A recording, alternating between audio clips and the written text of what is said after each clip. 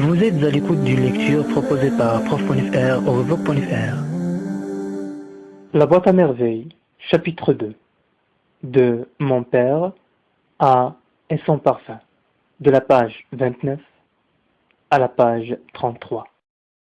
Mon père se levait toujours le premier. Je voyais vaguement sa silhouette dans le demi-jour, danser lentement. Il s'enroulait autour des reins une corde de plusieurs coudées, en poil de chèvre, qui lui servait de ceinture. Pour cela, il tournait sur lui-même, soulevait une jambe pour laisser passer la corde. Soulevait l'autre, alternativement, faisait des gestes larges de ses bras. Il procédait ensuite à l'arrangement de son turban, mettait sa djellaba et sortait en silence. Ma mère dormait. Ce matin, j'entendis mon père lui chuchoter. « Ne l'envoie pas en site, il semble bien fatigué. » Ma mère acquiesça et se replongea dans ses couvertures. Toute la maison dormait encore. Deux moineaux vinrent se poser sur le mur du patio. Je les entendais sautiller d'un endroit à l'autre, frappant l'air de leurs courtes ailes. Ils discutaient avec passion, et je comprenais leur langage. Ce fut un dialogue passionné. Ils affirmèrent ceci avec conviction. « J'aime les figues sèches. »« Pourquoi aimes-tu les figues sèches ?»« Tout le monde aime les figues sèches. »« Oui, oui, oui, tout le monde aime les figues sèches. »« Les figues sèches, les figues sèches, les figues sèches. » Les ailes froufroutèrent. Les deux moineaux partirent, continuer leur conversation sur d'autres toits. Je comprenais le langage des oiseaux, et de bien d'autres bêtes encore, mais ils ne le savaient pas, et s'enfuyaient à mon approche. J'en éprouvais beaucoup de peine. Des sons entrechoqués cliquetèrent dans le patio. La chouafa se levait la première, et c'était tant mieux. Les ombres de la nuit s'attardaient encore, à cette heure, autour de la fontaine et du puits, dans les lieux des anses et dans l'immense débarras, où chaque locataire, à tour de rôle, procédait à sa toilette. La chouafa connaissait les paroles efficaces qui rendaient ces ombres inoffensives. Chaque jeudi soir, elle brûlait des aromates, aspergeait les coins de lait ou d'eau odoriférante, prononçait de longues incantations. Une porte claqua. Zineb, la fille de Rahma, se mit à geindre. Sa mère la gratifia d'une gifle sonore et la noya sous un flot d'injures. « À ton âge, n'as-tu pas honte de mouiller ton lit presque chaque nuit?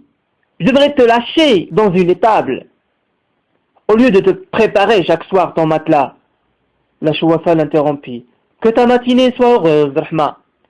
Que ta journée soit ensoleillée, Lalla. Comment te sens-tu ce matin? Je remercie le Seigneur. Il m'a infligé une terrible punition le jour où il m'a donné cette pisseuse de mauvais augure.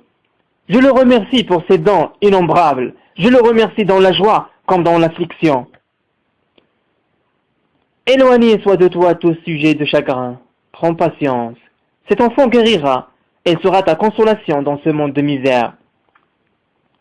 Dieu t'entende, Lalla. Qu'il réponde sans mesure ses bénédictions sur toi, sur ceux qui te sont chers. » Ma mère remua dans son lit, toussa, soupira, finit par se mettre sur son séant. Elle se leva et ouvrit la fenêtre. La lumière m'éclaboussa les yeux et me fit mal. J'entendis s'ouvrir les volets de Fatma Ziouia, d'une voix ensommeillée. Ma mère déroula son chapelet de salutation d'usage qu'elle adressait chaque matin à sa voisine d'en face. Celle-ci lui souhaitait une heureuse journée avec les formules habituelles. Aucune n'écoutait les propos de l'autre. Chacun récitait son boniment sur un air monotone, sans ardeur et sans enthousiasme. Elle posait des questions, mais connaissait d'avance les réponses. Depuis 3 ans que nous habitions ensemble, elles avaient répété les mêmes phrases chaque matin. Parfois elles modifiaient un mot, faisaient allusion à quelques récents événements, mais de telles circonstances étaient fort rares. Invariablement, ma mère demandait « Comment te sens-tu ce matin? Ta tête ne te fait-elle pas trop souffrir? Ton sommeil a-t-il été paisible ?» Elle concluait « La santé est chose capitale, ma sœur, rien ne peut la remplacer. » Ce jour-là, elle ajouta « Mon garçon n'est pas bien aujourd'hui. Dieu éloigne de toi et de ceux qui te sont chers le mal, et crève les yeux à ceux qui nous envient. » La voix de la chouafa monta du rez-de-chaussée. « Lalla Zoubida, Que ta matinée soit bénie.